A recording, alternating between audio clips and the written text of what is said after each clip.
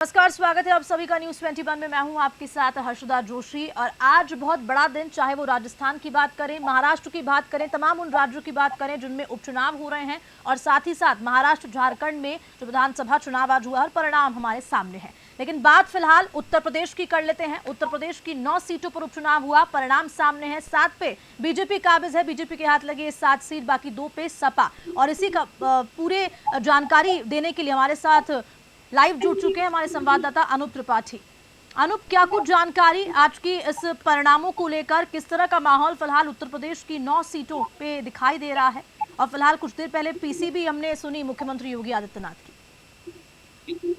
देखिए, बिल्कुल हसीना उत्तर प्रदेश जो है योगी आदित्यनाथ की सरकार है। और कुछ देर पहले जब परिणाम फाइनल आ गए 9 सीटों के, तो उत्तर प्रदेश के मुख्यमंत्री, दोनों डिप्टी सीएम और भाजपा के प्रदेश अध्यक्ष, सभी नेता भाजपा मुख्यालय पर इकट्ठा हुए। वहां पर जश्न हुआ और पटाखे जलाए गए, आतिशबाजी हुई। और इसके बाद कार्यकर्ताओं का आभार जताया भूपेंद्र सिंह चौधरी, जो बीजेपी के प्रेसिडेंट हैं यूपी में, और योगी आदित्यनाथ जो मुख्यमंत्री हैं उत्तर प्रदेश के। दोनों नेताओं ने संबोधित किया कार्यकर्ताओं को, आभार जताया कार्यकर्ताओं का, और सभी 9 सीटों की जो जनता है, जनता का आभार जताया। और मुख्यमंत्री योगी आदित्यनाथ ने कहा कि ये प्रधानमंत्री नरेंद्र मोदी के विजन की जीत है।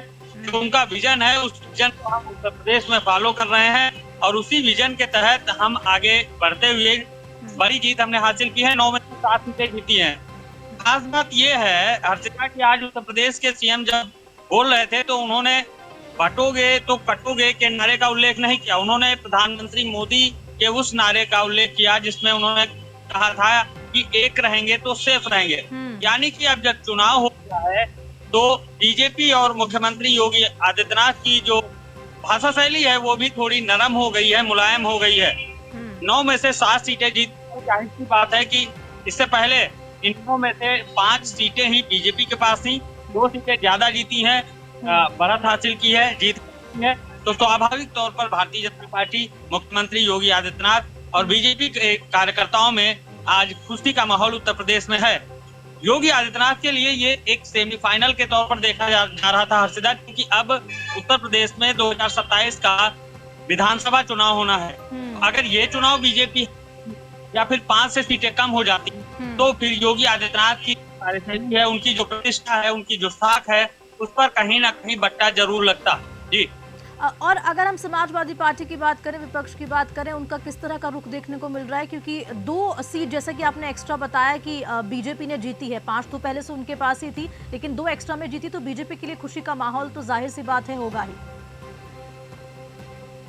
देखिए, बिल्कुल 2 सीटें समाजवादी पार्टी हारी है, 4 उनके पास होनी चाहिए थी, 4 में से 2 ही सीटें ला पाई है समाजवादी पार्टी। तो अखिलेश यादव हो या फिर समाजवादी पार्टी के दूसरे नेता हो, अयोध्या से जो सांसद हैं अवधेश प्रसाद, उन्होंने भी, उनका भी बयान आया है। सभी नेताओं का ये कहना है कि शासन के दम पर सरकारी जो मशीनरी है उसका प्रयोग किया गया, और सरकारी मशीनरी के दम पर ही बीजेपी ने जीत हासिल की है। जनता बीजेपी के साथ। तमाम तरह के आरोप लगाए गए हैं समाजवादी पार्टी के नेताओं की तरफ से, और अभी भी लगाए जा रहे हैं। कल तक अखिलेश यादव ये कह रहे थे कि हम सभी 9 की 9 सीटें जीत रहे हैं, लेकिन जब परिणाम आ गया तो उनके सुर बदल गए, और अब वो आरोप लगा रहे हैं कि सरकारी मशीनरी का दुरुपयोग हुआ है, जबरन चुनाव जीते गए हैं, जनता को वोट डालने नहीं दिया गया है, वर्ग विशेष के साथ नाइंसाफी की गई है। ऐसे तमाम आरोप हैं जो एक्सेप्टेंस क्यों नहीं आती? अगर सीटें हार जाते हैं तो एक्सेप्टेंस क्यों नहीं आती? और यही नहीं, हम उत्तर प्रदेश की बात नहीं करें, अलग अलग सीटों में भी हम झारखंड की बात करें तो वहां भी संजय राउत ने बोला था कि ईवीएम में गड़बड़ है। एक्सेप्टेंस क्यों नहीं? अगर उस सीट से हारे हैं तो एक्सेप्ट कीजिए। बिल्कुल सही बात है। देखिए, सत्ता पक्ष और विपक्ष, अगर विपक्ष में पार्टी है या वो नेता है, तो वो आरोप लगाता है सत्ता पक्ष पर और ईवीएम को गलत बताता है। लेकिन अगर वही विपक्ष जीत लेता है तो फिर ईवीएम सही हो जाती है, ईवीएम हैक नहीं होती है। उत्तर प्रदेश में भी, झारखंड और महाराष्ट्र में जो विपक्षी बोल रहे हैं, करीब करीब वैसा ही हाल यूपी में भी देखने को मिल रहा है। हालांकि योगी आदित्यनाथ ने महाराष्ट्र की जीत का भी उल्लेख किया, और उन्होंने प्रधानमंत्री नरेंद्र मोदी के विजन और उनकी कार्यशैली को इसका बड़ा कारण बताया इस जीत के लिए। जी हर्षित। और साथ ही साथ अगर हम उत्तर प्रदेश की कुंद्रा की सीट की बात करते हैं, वहां से सपा की जमानत जब्त हो गई है, उस बारे में क्या कुछ जानकारी? देखिए, ऐसी उम्मीद तो नहीं लग रही थी, लेकिन चुनाव में जिस तरह से बीजेपी ने खास तौर पर हिंदुत्व और राष्ट्रवाद दो चीजों का उल्लेख किया था। हालांकि ये विधानसभा का उपचुनाव था, उपचुनाव में स्थानीय मुद्दे हावी रहते हैं, लेकिन बीजेपी को पता था उत्तर प्रदेश में सरकार हमारी है। अगर हम स्थानीय मुद्दों पर बात करेंगे तो फिर नुकसान हो सकता है। बीजेपी की जो रणनीति, जो मैनेजमेंट था, वो बहुत बेहतर था। उन्होंने स्थानीय मुद्दों पर बात नहीं की, उन्होंने हिंदुत्व को जगाया, उन्होंने बटोगे तो कटोगे का नारा दिया और उन्होंने राष्ट्रवाद की बात की। तो कहीं ना कहीं हिंदुओं को एकजुट करने की जो बीजेपी की प्लानिंग थी, उसमें वो सफल होते हुए इस चुनाव में दिखाई दिए। यही वजह रही कि कई सीटों पर समाजवादी पार्टी को बहुत कम वोट मिला है, जबकि उनके साथ कांग्रेस पार्टी का समर्थन भी था। और अनुप, अखिलेश यादव का भी मैं ट्वीट भी पढ़ रही थी, उन्होंने ये भी लिखा है कि अब असली संघर्ष शुरू हुआ है। तो ये संघर्ष शायद 2027 के विधानसभा चुनावों की ओर इशारा करता है। देखिए, मुझे लगता है अर्पिता कि अखिलेश यादव के पास अब इससे बेहतर कोई जवाब था ही नहीं।